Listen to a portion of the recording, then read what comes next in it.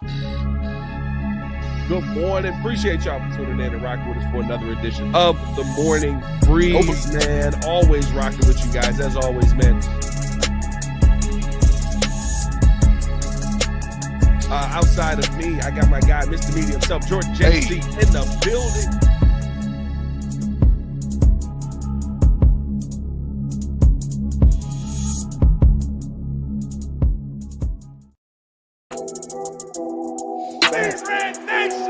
That's right. We're back. The best show for Chicago. Oh, yeah. And Silver Harvest, you are right. Just a week and a half more of wine, and then we get the answers. Action Genty, baby. You son of a, we're not doing it. That's right. That's right. But let's start here.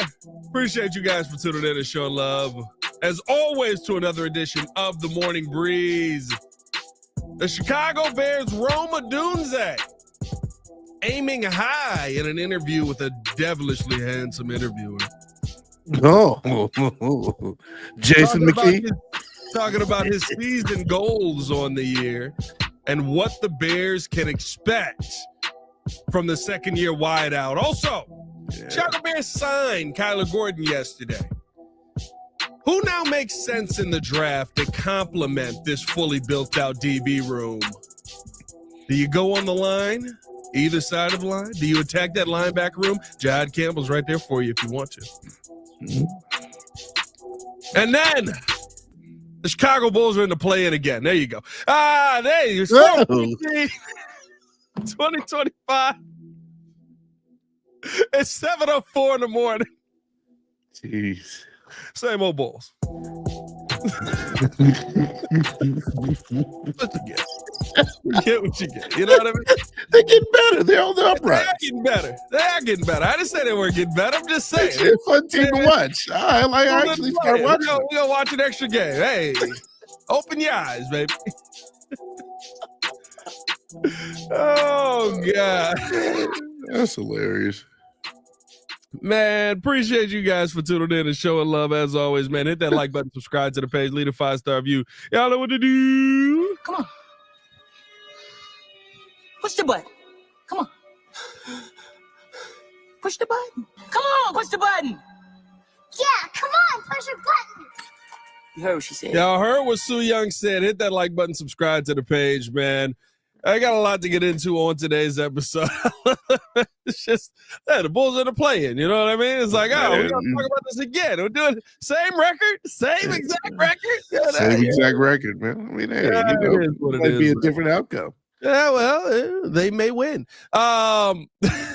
Let's start it off here, though, because I thought this was interesting after listening to a phenomenal interview with Rome Odunze on the Chicago Bears podcast. Rome Odunze with some high hopes on the season. He's setting a bold season goal for himself. He talked about he said a couple different things. The number one thing that I think stood out was he said that his minimum goal was a 1,000-yard season, of course.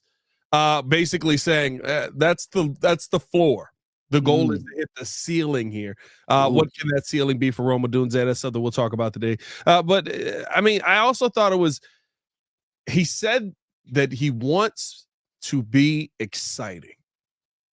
And I thought that was interesting. He said, when you think about great wide receivers, what do you think about? How exciting they are, the exciting plays that they can go out there and make. And that's the one thing that I think Rome has the capability to do. A lot of exciting plays. I mean, I think we kind of forget how good some of the plays Rome Odunze made last season were. Like all right, let me just hold my toes here, and as I'm falling out of bounds, catch this football catch to keep a drive going. We saw that a couple of times from Rome. Body balance. Of course, he was a go up and get it kind of guy on the offensive side of the football. Like there was a lot of that excitement, but I love the fact that at a minimum, he's talking about being exciting and being a 1,000+ yard receiver when you set your minimum goal at 1,000 yards. And I think that to me is Rome Odunze realizing, look, we don't live in an NFL anymore where 1,000 is great.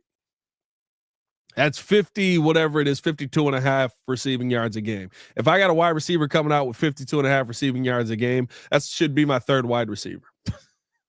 True.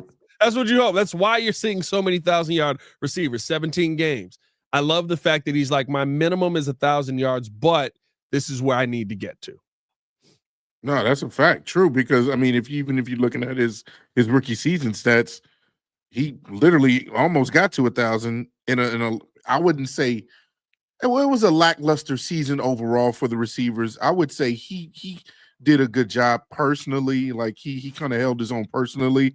But he had 734 yards. And so if you're talking about just getting maybe 260 more yards, then yeah, that's easily attainable. 54, 50, whatever you said, average per game. If you're talking about him being an exciting receiver, that's one explosive play right there. That's one Hail Mary down the field, per game, and that's what I think he is capable of. If he says he wants to be an exciting receiver, and of course, yeah, you look at the film of some of the greats, you look at the film of some of the top receivers, they have some amazing plays. They have that one-handed catches. They have the down-the-field throws. They have the multiple touchdowns. I mean, he needs to build off of his rookie season. He only had 3, but I think that just comes with more chemistry, more time with Caleb, which I think their chemistry built over the course of the season. It was built up. You saw Caleb go to him in those crunch moments. A lot of people said that he was the 4th down guy that he went to. So when it came down to the last throw to try and get the Bears down the field, that's who he went to. And he caught, I caught it. So like, hey, so at the same time, I feel like he can be what he says he can be. At the very least, 1,000 yards. Yes, that's easily attainable, especially now that you have Keenan Allen out of the way. Even though you brought in Olamide Zacchaeus or Zacchaeus. Yeah. The book of Zacchaeus. Okay, right. I feel like now's your time to show, hey, I'm wide receiver 2. Heck, you could even challenge DJ from wide receiver 1. That's your ceiling right there. And so for me, I feel like, yes, those are all easily attainable expectations from Rome. I think he should go in thinking that he'll have a really good season. And you know what? I think the conversation you got to have too is, as much as we look at Caleb Williams last year and go, oh God, 68 sacks. Look at that, right on the forehead. I mean, you got to be careful out here, Caleb. Hey, it's getting ugly, buddy. Yeah, he didn't help. Got your back out there, man. Shut up.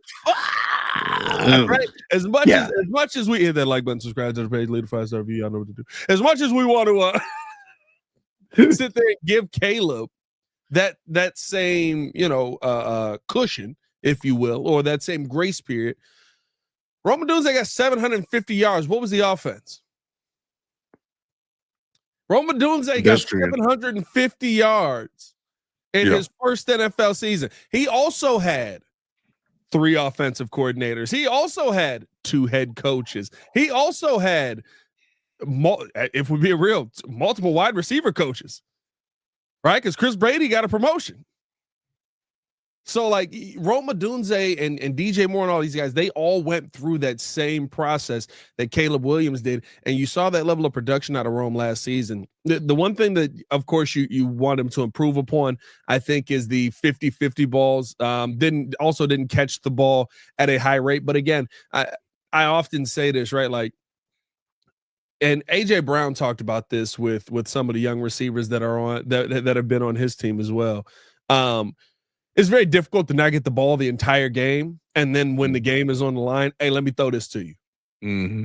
And that's coming from one of the best to ever do it.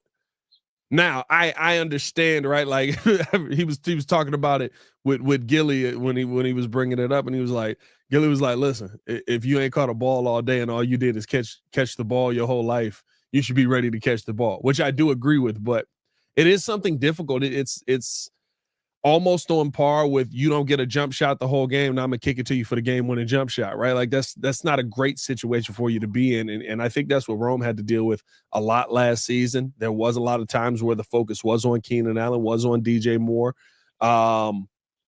and Rome kind of got himself involved in that later on down the line when you started seeing guys get banged up and different things like that. So I think that Rome aiming high this season and having an understanding on, hey, this offense is going to benefit me too. This is not Chris Beatty back here, who Chris Beatty is probably one of the best coaches the Bears actually had. But this is Antoine Randall back here. This is Ben Johnson scheming up scheming me up for this offense here. Like, this is going to be a different situation. I love the fact that even when Ben was talking about it at the owners meeting, dog, like, remember, he was like, listen, we can get Rome some time in the slot if we need to, and look how impactful he can be. Yeah. Take advantage of some of those matchups. I totally agree. And that's another reason why I think you should come into the season, or he should come into the season with confidence, is again, the coaching staff has improved in our opinion. We know that it's a new coaching staff, but you mentioned some of the names that he's going to be, mentored by, that he's going to be developed by. And then too, when you all had the interview with him, great interview, by the way, like he was coming off of working out. So another reason why, hey, look, the off season is the time for a player to get better and better in their craft, right? And so that's another reason why, a person may have confidence. How much work have you put into your craft, when nobody's watching you? That's part of the progress that you think a player can make. And so behind the scenes, right? This a little BTS content that you don't get when you're on the podcast. We kind of gave it to you. It was like, oh, if you get this podcast a little late, it's because Rome was getting an extra set in. No, so we were supposed to interview with Rome at, I believe it was 11 o'clock interview, but it was, they told us be in there at 10:50 because he might, get done with his workout early, whatever it is. You want to be ready. So we get in there at about 10:45 probably. The interview with Rome didn't start until 11:50. An hour later. Because he was getting extra reps in. And a lot of people may look at that as, oh, he should have been there on time. It's disrespectful, blah, blah, blah. We're trying to get his time, right? So it's not, we're trying to get him when we can get him. And me and J-Mac are sitting there the whole time. We're like, yo, like, he must be getting some extra sets in. He, like, hey, like, and the Bears PR lady would come back. She was like, I'm sorry. He's shout out to Allie. He's coming, but he's got to finish out this, and then he's got this to do. And I'm like, let him take all the time he needs. And me and J-Mac were just sitting there like, take as much time as you need, Rome. Do not worry about this. We will get this podcast in. We have cleared our schedules because we want you to get the extra work in. We want you to get the extra reps in. Hey, I need this month. I think he said he was working on cardio and something else that day. I'm like, love to hear, brother. Hey, whenever you can get it, 3:30 tomorrow, I got you. Let's do it. Like, but it was good to hear that, right? Like, he's focused and his mind is in the right place, and he's not shortcutting it for media availabilities. He's not shortcutting it for podcasts. Hint at some of the things that we saw last season, right? Like, I love all the information that we get from these guys, but are you cutting out the work to provide the information? Right? Everybody's got a podcast. I keep saying this, right? You don't see a lot of great teams that are championship winning teams with podcasts. It's really just the one. Yeah. And he's an all-time great. He might be the greatest tight end of all time. And he's the only one that's got a podcast. Oh, by the way, on that podcast, they barely talk football. Barely. That's hilarious. So I just think that, like, the focus where the Bears are at, it feels like it's going to be different this season, and I'm excited to hear that from Rome. Yeah. I'm excited just because I feel like you're going to see the natural progression of him and Caleb. Again, it is going to be an exciting season. The fact that you're saying, because I mean, they even had that expectation in the rookie season. I think DJ Keenan and Rome all said we're going to be racing to 1,000, I believe, before the season started, and none of them got there. It was just the abysmal season. So nobody finished the race. Nobody finished the race. I think DJ just came up just a little short. He was like crawling to the finish line with like 900 plus yards. Did DJ he had like 9? No, he had like right under 1,000. I think it was 9 something. If I'm not correct, it was like 966. 966. He was, what is it, 34 away?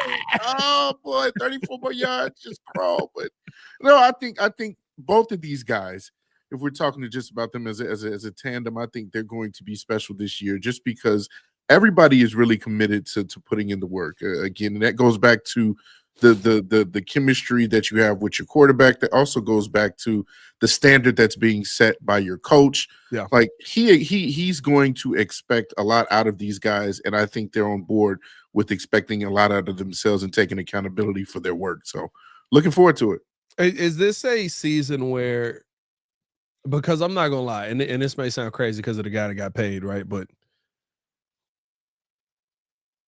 I expect Rome Odunze to become the number one. Yeah. Like Yeah. I feel like that shouldn't be a crazy statement. Like this is a season for me where if I'm looking at Rome, I'm expecting him to be the Jamar Chase of this team.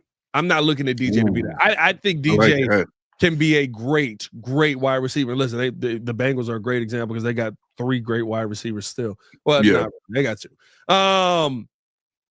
Tyler Boyd not there no more, but DJ can be a T Higgins type. But it's right. Like DJ Moore can be a T Higgins type, although I guess Rome kind of more built like T. But but true. To me, the focus is, if I picked you 10th overall, you're supposed to be that guy. No disrespect to DJ, no disrespect to the game he has. I think he's a phenomenal wide receiver. But like I expect that relationship with Caleb and Rome to almost make DJ more expendable, which is the perfect situation because we don't have to have you, but it makes our team that much better for us to have you. And I think that's the best place for the Bears to be operating from. I think you mentioned it too. You're comparing him to the likes of like the receiving core in Cincinnati. And for me, it's just the measurables, right? You're looking at the potential of a Rome Odunze at 6'3", 250 pounds. Who was the guy that I can't remember who they said that. Somebody said that he is unlike any other receiver. So if you compare him to TJ Houshmandzadeh, TJ Houshmandzadeh, thank you. He said he's not like Larry Fitzgerald because he's a little faster. He's not like this person because he's a little bit taller. Yeah, he's a little bit strong. So he's his own prototype in a sense. Like he has the measurables to be really, really good if he puts it all together. And so yeah, I definitely could see him taking over the number 1 spot. And there's nothing wrong with saying that because now you have a special receiving core. You know what's funny about him? I told him this in the interview too. I was like, the funniest thing that I hear attached to Rome's name is that Rome is not fast. It cracks me up. Was he 4.46? He ended up running a 4. I think he ran a 4.5, right? 4.5? Oh, okay. It wasn't great. Maybe it was a 4.4, but it wasn't great. Let me see. Yeah. F that 40 time. Just say. Bro, when I tell you, first off, you can look at an entire season of Rome Odunze just running past DBs. But yeah, exactly. You can look at an entire season of him running past DB. Bro, seeing that man in person, it's like a gazelle stride. It's it's like when you watch old Torrey Holt clips. You know what I mean? It's like watching old Marshall Falk running clips where it's just like, it don't look fast, but no one's catching him. But he's getting ground. Yeah, you know what I mean? Like Rome be moving, dog. Yeah, and it's not. And I take that over what Isaiah Pacheco be doing. Just the Flintstones run. Where are you going? I love the way Pacheco. Side note, I do love the way Pacheco runs. He runs like somebody took his lunch money, but he gets nowhere. He gets nowhere. I don't love the way Pacheco runs. Pacheco runs like you shouldn't confuse activity with accomplishment. That's how he runs. I hate how maximum effort. Must be like, look at the effort he's giving. I was like, he's not doing nothing. There's that guy in construction that's always moving, but nothing is. Oh, hey, I lift that. Hold on now. Hey, now, turn right. Up. Hey, great job, baby. Great job. Meanwhile, you sweating and did all the work. I've seen that give so many times. A guy that he puts his hand on nothing, but he's got like everybody's moving tile and brick and mortar and stuff. He's just oh, that wow, gift. I've seen that in real life, dog. I had to stop. I told everybody, I was like, hey, hold on. Hey, pick something up, bro. You're not slick. What are you doing?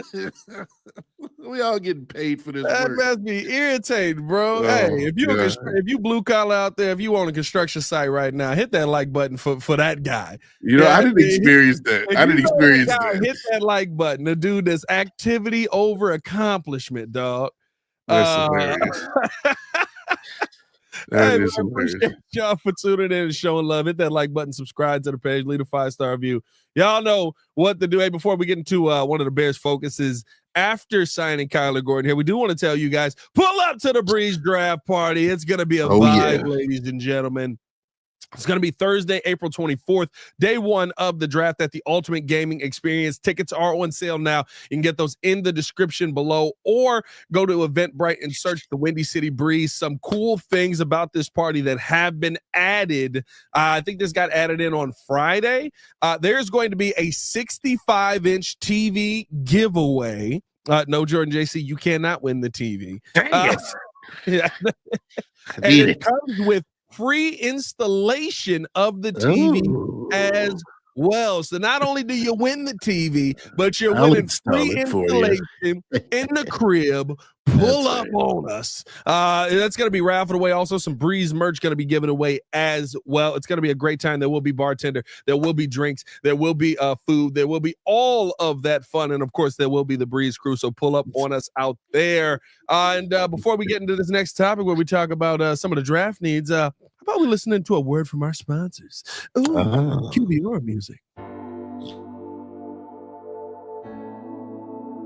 Appreciate you guys for tuning in and watching the show. Today's episode of the podcast is brought to you by Aura. Have you ever done a Google search on your own name? You'd be surprised what pops up. Your full name, email address, home address, health records, your relatives. It's all out there. And that's why I've been using Aura, the sponsor of today's video. Aura shows me which data brokers are selling my information and automatically submits opt-out requests just for me. Cleaning up my information not only helps reduce the amount of spam I get, but it protects me from hackers who could use that information to help them access my social media, bank accounts, and other sensitive information. It's really simple to set up. I don't have to download several apps or go to things like antivirus, VPN, password management, parental controls, identity theft, but you can get all of that in one place with Aura. I get everything at one affordable price as well. You may already have one or two of these tools, but not having Aura is like leaving the front door locked while leaving the back door and windows wide open. For you to be able to take advantage of Aura, we got a special deal for you here today. Stop data brokers from exposing your personal information. Go to my sponsor at https:/aura.com/the Windy City. Again, that is aura.com/the Windy City to get a 14-day free trial and see how much of your information is being sold.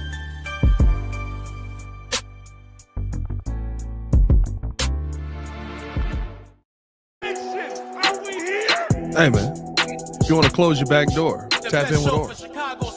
Whoa. Oh my. Oh my. Welcome back. Appreciate y'all for tuning in to show love, man. Hit that like button, subscribe to the page. Leave a 5-star review. Y'all know what to do. We're just talking about Rome Odunze and the high hopes that he has for the season as the Chicago Bears. Got 14 days here until the 14 days? What is that? 14 days away here at this point? And Thursday? No, I think it's less than that now. 10 days. What is it? 10 days away? I think 10. Really only 10 days away? God dang it. I think we're 10 days Time away. is flying. I'm getting old. Oh boy. Aging every day now. Aging daily, dog. Oh boy. Secret Asian man. That's what I am. George JC, I want to ask you this. Chicago Bears go out and they signed Kyler Gordon yesterday. And listen, we talked about that on another video. Love the signing. Feel like it's a great signing for the Bears. I'm glad that you got this done. Does feel like kind of a, hey, look, we're paying y'all this big money. This is the team we got. This is our iteration. We're going all in. Yep. Let's get after it. With that bit of knowledge now tucked away that you've pretty much got your guys that you're going after locked up. What piece would you like to see the Chicago Bears add to complement some of the all-in signings that the Bears have here? We've heard from this team that it seems like they're going to be very aggressive in this draft. Well, I'll tell you, Pitt, I think there's a player out there that I can actually play on offense and defense, if you ask me. His name is running back Ashton Genty. That's right, baby. He's going to be a linebacker and a running back. As according to Joe, because didn't he say Tariq Stevenson was going to be the quarterback, linebacker, running back? He was a cheerleader last year. He can do it all. I tell you that. No, I think that now that you've locked up Kyler Gordon for the next 3 years, you need to focus on the line. If you're talking about trying to get back into the first round, that first pick, that 10th pick, I believe they're going to go offense. That's just my opinion. I believe they're going to go offense. But if you're going back into the first round, you want to complement the defense and kind of just shore up that line, then that's where I'm going to go. I'm going to go defensive tackle or defensive end. That's where I think is the most important need, because you want to build up the depth there. We're getting excited about the potential of all the names we got. We're getting excited with the pairing of Billings and Jared and Javon and Jared and Javon and the Dangbo and Billings and the Dangbo, like all those different pairings for this year. But you never know if injury could happen. Some of those guys are getting up in age. And so you do want to bring in some young projected talent to try and, spell them. And so I would love to get, a Nick Scorton or Mikael Williams, maybe if they might not be able to get, he might be a little bit too high in the first round. But if you can get in the 20 range, like if you trade back into the first round, you can get some prospects that are going to really impact that defensive line. So that's where I think they should focus. Yeah, listen, I would be very shocked. I see the super producer in the building. He said they signed all the depth pieces. They're drafting luxury. I don't know if you're there yet. I just don't. And listen, maybe it's just me, but I like to do things that Super Bowl champions do, and it's usually keep drafting a lot of linemen on both sides. All right. But listen, I think the piece I would love to see, if at all possible, is a disruptor. And I know I've been banging this drum for a while now, but it doesn't seem like Mason Graham is going to be there for you. Definitely doesn't seem like Abdul Carter is going to be there for you. He's meeting with the Patriots today. So basically, hey, if you fall for, son, come here. It doesn't seem like you're going to have the pick of the litter at left tackle, which, after hearing everything, with Will Campbell coming out of the combine, it doesn't seem like there's a ton of teams that are sitting here going, "Oh, he's got these stumpy arms. He's never going to be able to play left tackle." Seems like most teams are looking at him as a left tackle. Mm-hmm. If we got to 10 right now, I would want the disruptor that is up front to be paired up with that defense, because I think Yurko talked about this. Your best pressure, your highest sack numbers, your highest hits on the quarterback are going to come from that edge. I'd still be on Mike Green at 10. And I think that he's there. And I know, the things that a lot of people question with Mike Green, number one, the school size. I've said, I think he's Khalil Mack. I think he's that good of a player. We know the situation, why he ended up at Marshall. And as far as that, from what I've read, everything is still just allegations. Now, that don't happen. We know a lot of times there's settlements out of court and stuff like that. But some wild allegations on my man's name, and multiple allegations, one in high school, one in college. Figure it out. I mean, but here's the reality of the NFL, and it's not a great reality, but the NFL is not going to care. Yeah. Right. It all depends on the talent. It depends on where you're at and what you did. Right. Nobody cared about Ray Lewis when he had his situation. Why? He's already Ray Lewis. By the time everybody was ready to throw Ray Rice out of the NFL, I guarantee you it had more to do with the fact that he was 3.5 yards per carry than the fact that he wasn't his old self. Did something horrible to his wife, right? Like that's just the reality of what how these GMs operate. And I guarantee you this: if Aaron Hernandez hadn't had such overwhelming evidence against him, he would still be a Patriot. He'd just be retiring. He'd just be off the years. Yeah, no, I'm full agreement with you. I like Bears Junkie comment. Sometimes I question the person, not the player. Not the player, yeah. You don't question what he can do in the field, and you can clearly see the talent there that and the potential of a Mike Green. So I mean, that's what you're banking on. If everything else gets cleared, another good name there, Joe, is Kareem Hunt. He came back from that He got incident. the wildest you did Yeah, against him. I remember that. I remember now, like really diving was, deep into that. if I'm not mistaken, in the video, he was trying to get away.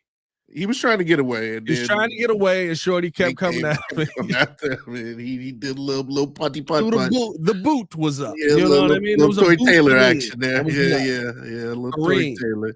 But you know what? I think you also have to.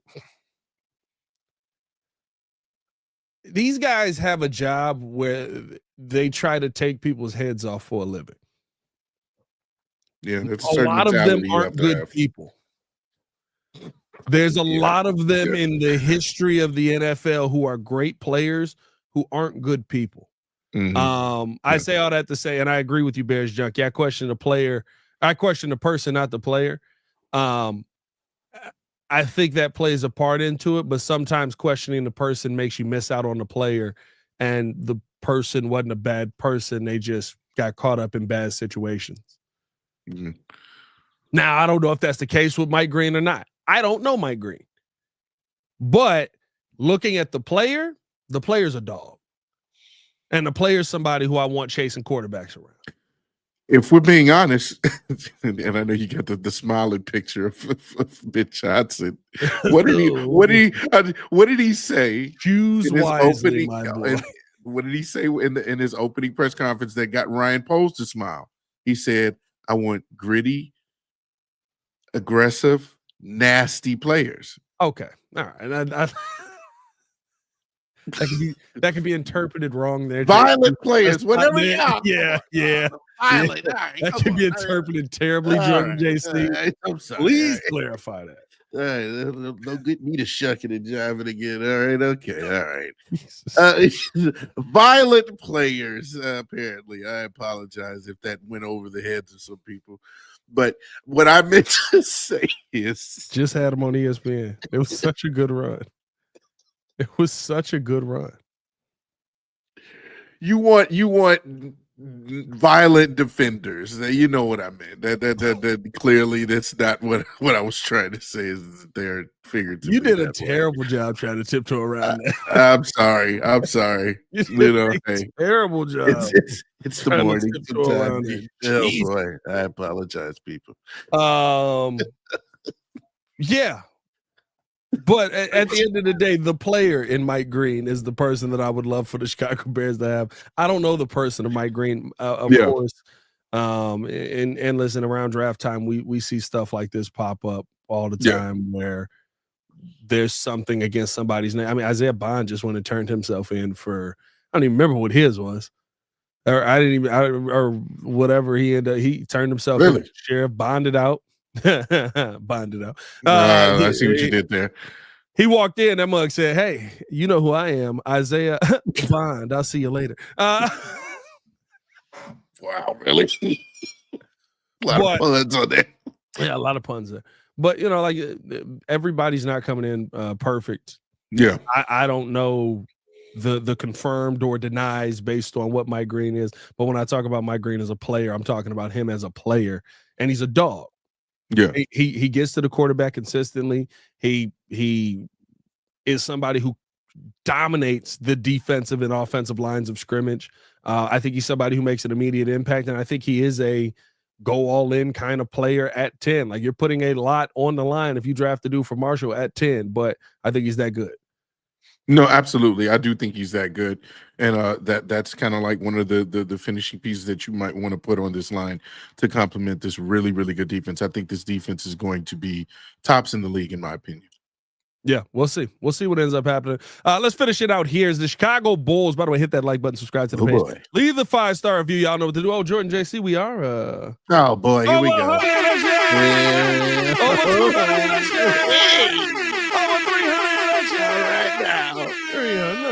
Right now. 243 on the YouTube side. 82 over on the Twitter side. Share this thing up, man. Hit that like button, subscribe to the page. We got a lot of content coming you guys' way. The Breeze is live. Type in the Breeze Sports Talk. That is live right now. We did our first episode talking NBA. Talked about Shadur Sanders, which was the most recent clip that dropped. So tap in with that. Chicago Bulls Breeze is cracking. We got the play-in coming up, and we'll talk about that here in a second. Chicago Bears Breeze. Hey, Joe, you in here? We got a video coming? What's going on? I knew you were going to put him on the spot since he came in here. What's happening over there, bro? What's going on? Don't be like me. Don't you, Jordan JC, this. You know, I had a nice little run. Did I? You had a run. I was excited about your first 2 weeks. Oh boy, I was. Let me just sit on my it was gone.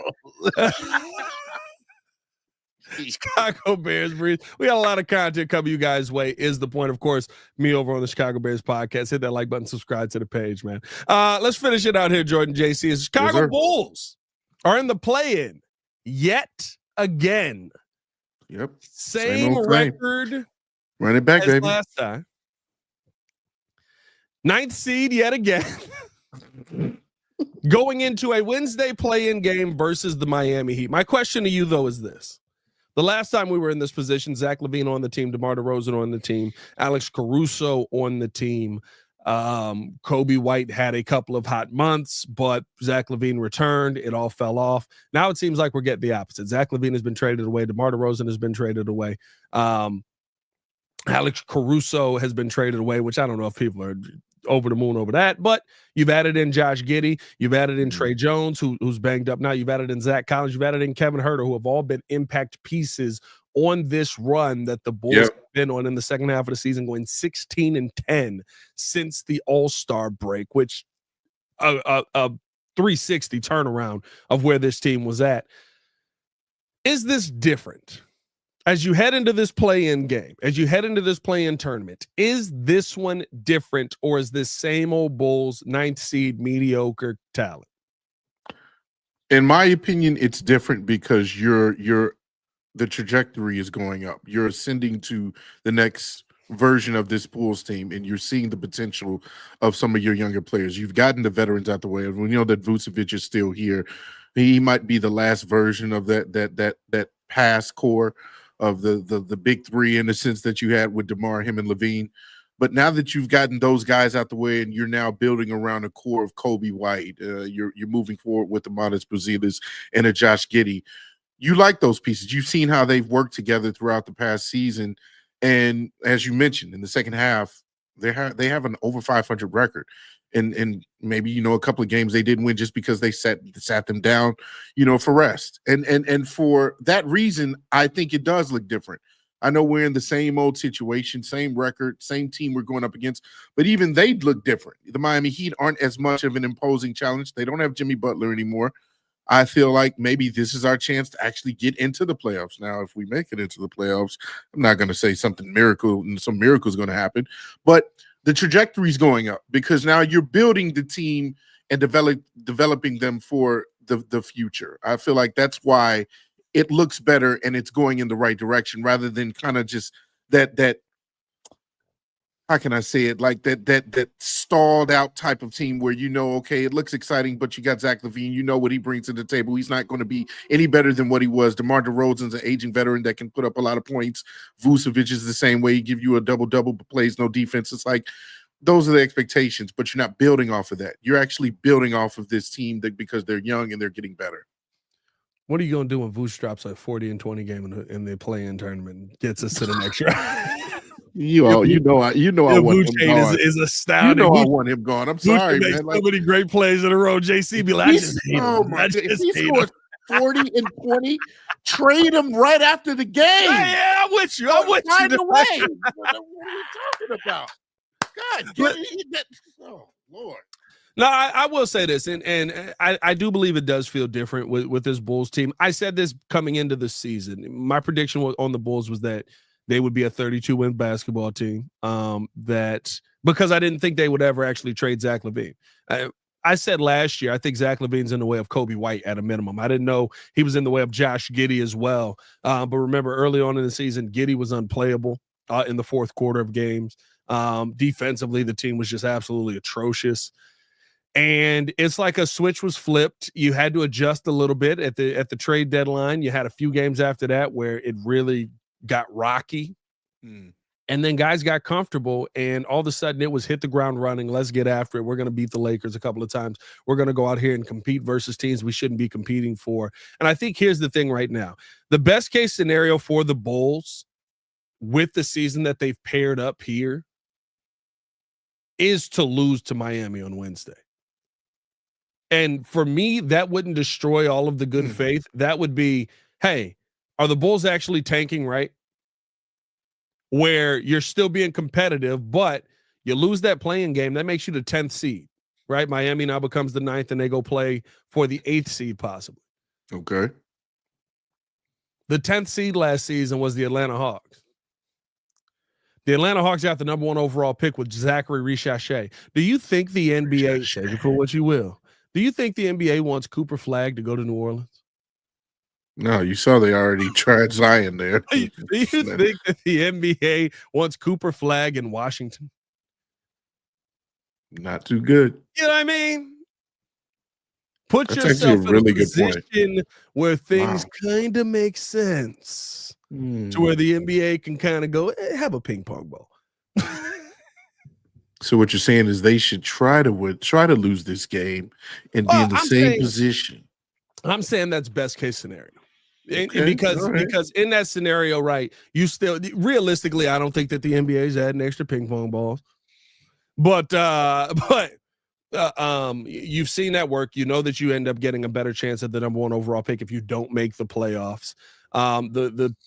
The odds of you getting a top 5 pick are much higher, top 10 pick. If you don't end up there, again, we got Modest Buzelis. I think we ended up with the 11th pick. But it was like one ping pong ball could have had a 7 or 11 either way, depending on how it fell. So like there's all of these things that I think are still in your favor with having a team that's looking to win, with having Kobe White, with having Kobe White having his best season of his Chicago Bulls tenure, with Josh Giddey coming alive and having one of his best seasons of the year or of his career. Adding in Modest Buzelis, who's continuing to grow and is not shying away from the spotlight at any point, right? Knocks down a big three the other day to seal the deal for the Bulls, right? Like having those players there and then actually being able to add in a top 10 piece. That top 10 piece is going to be more impactful for the Bulls. And so it makes more sense for you to go out there and add it to that team. And so I would love for that to be the scenario. Now, the scenario that I think is going to happen, the Bulls are going to the playoffs. I think the Bulls actually finally have an advantage against Miami. I think, dare I say, with everybody healthy, and I know Josh Giddey dealing with the wrist injury, which it probably is an injury, but like it's not as bad as they saying it is. But and maybe it is. Sometimes it is. Sometimes it's like, yeah, my wrist was shattered in 4 places, but I just kept playing through it. Good night, Mike. Where'd that come from? He's Australian. I know, but I didn't see it. Have you met the punter? There you go. Here you go. You back I had to take him, Bucky Irving, Mike. But that would have been disrespectful. But no, like the adding that in, I actually think the Bulls are more talented than where Miami is right now. Now, more talent has never mattered to Eric Spoelstra. Okay. So I don't know what game we're going to get, but I actually think the Bulls have more talent and go into this game with a little bit of an advantage. Plus, home game for the Chicago Bulls, although they haven't played the home court well. After that, you got Atlanta. Atlanta don't want to be here. Atlanta's literally like, I'm tired. Why do we keep doing this? That's how they're playing right now. Yeah, like I watched that last game versus Atlanta. Yes, they did get the win, but it's just like, Atlanta looked like, I can't believe we're doing this again. Like, please let me die. Like, we had a Zachary Richardson and nothing changed.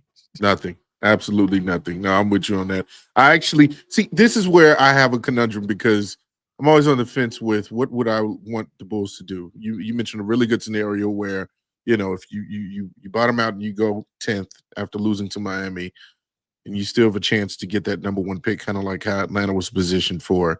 That's the best of both worlds.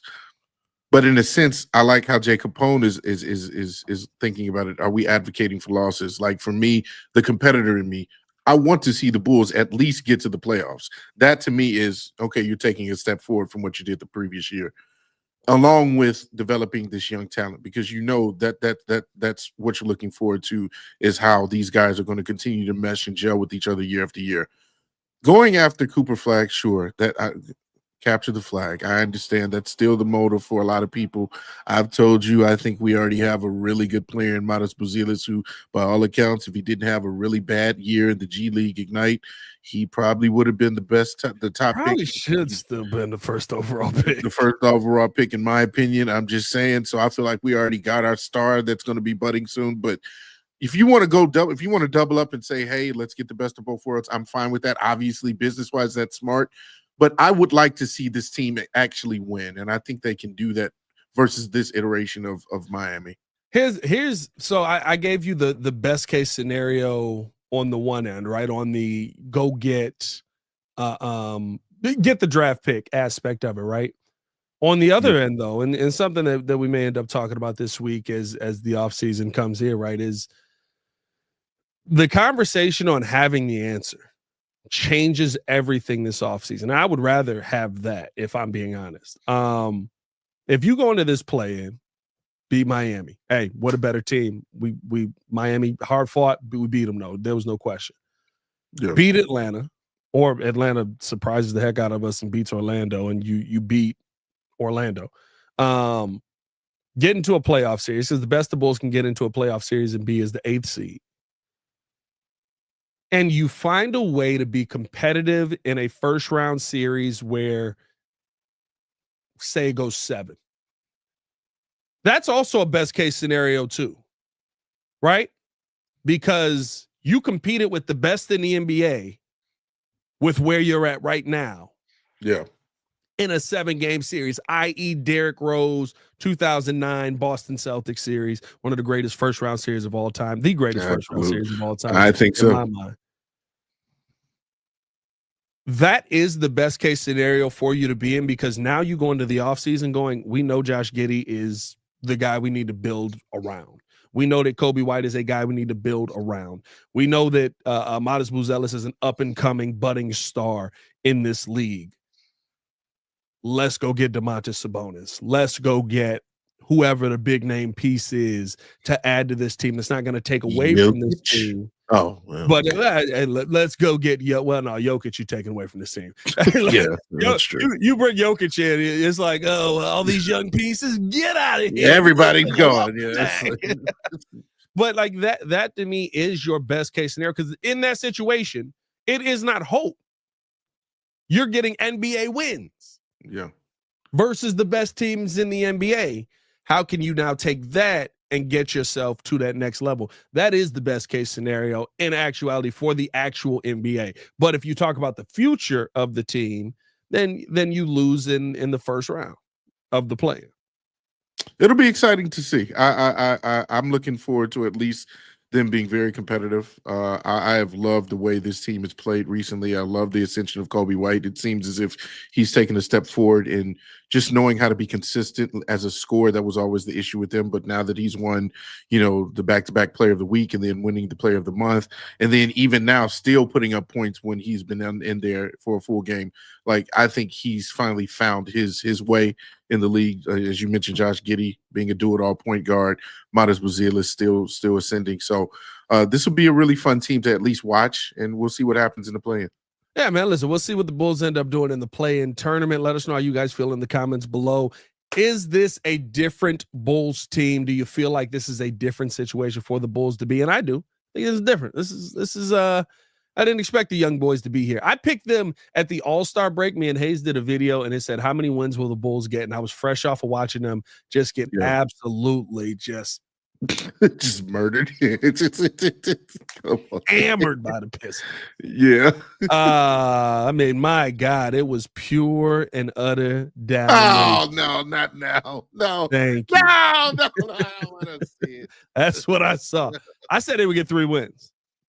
3 more wins? I said the Bulls would get 3 more wins. And I had them picked. And I was I think they got the first win I said, and then they immediately lost right after that. And I was like, I told y'all. Because they were competitive in a couple of games. They kept losing. I told y'all they're going to be spunky. They're going to fight with 3 more wins. Then they're going to run. I was like, oh, wait a minute. Hold on now. Whose Bulls are these? These ain't my Bulls. But they are my Bulls. I'm happy. I'm excited. And you can't make me not be. Hey, man, appreciate y'all for tuning in and showing love. Hit that like button, subscribe to the page, leave a 5-star review. Y'all know what to do. Nova said I was ready to chase Billy out of town. Now I'm rethinking it. I'm not going to lie. That is the one thing that I do wish didn't happen. Because now Taylor Jenkins is on the market, and I really like Taylor Jenkins. Yeah, you've been advocating for him ever since. I love Taylor Jenkins. My I think goodness. he's an amazing coach. But hey, man, appreciate y'all for tuning in, showing love. Hit that like button, subscribe to the page, leave a 5-star review. Y'all know what to do. For Mr. Media himself, Jordan JC, it's your boy, Yes, Designer. Back at it again. We'll have more content coming you guys' way throughout the day. And, of course, stay tapped in with us, man, as we drop the big show tonight. Y'all stay safe out there, Chicago. Bed down. One love. The best show for Chicago sports. By the way, I am definitely going to find a way to get that 65-inch TV. It's mine. I mean, technically, if your girl comes in and wins the raffle, that is allowed.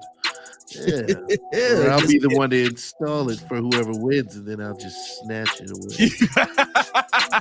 Yeah, we said George JC out there 3 weeks ago to install that TV for you. How's that looking? I don't know what to tell you.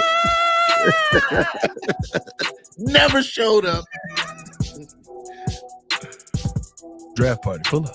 I guess I should put that as the ending image, shouldn't I? Oh, darn it. Pull up on us. Oh, look at Crimson. They ain't trying to downgrade. Whatever. I got a projector. Shut up.